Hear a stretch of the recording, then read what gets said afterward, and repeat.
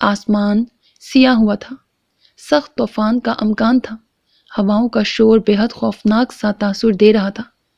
بخت کو پتہ نہیں کیوں جیسے اس موسم سے خوف محسوس ہوا، مگر وہ سنبھل کر سیدھے ہو کر بیٹھتی ان راستوں کو دیکھنے لگی۔ پھر ان راستوں پہ حیرت ہوئی، یہ راستہ اس کے گھر کی طرف تو نہیں جاتا تھا۔ اپنی پونی سے نکلتی بالوں کی لٹوں کو کانوں کے پیچھے کرتی وہ حاذق کو دیکھنے لگی، جو بالکل ریلیکس ہو کر ڈرائیو کر رہا تھا۔ حاذق بھائی، یہ گھر کا راستہ تو نہیں ہے؟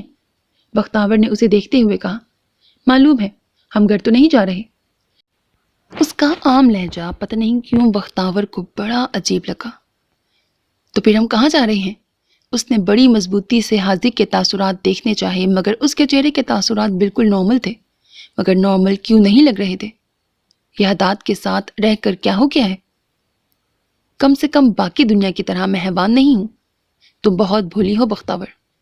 یہ الفاظ اس کے کانوں میں کیوں گونج رہے تھے؟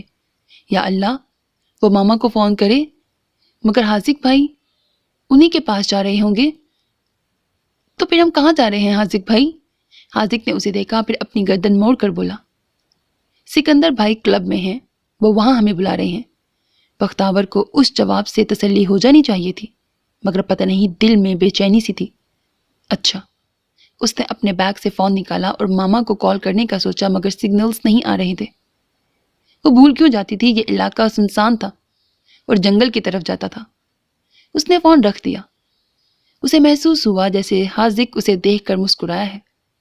یا اللہ، یہ حداد اس کے دماغ میں سوار ہے، اس کا وہم ہی ہے اور کچھ نہیں۔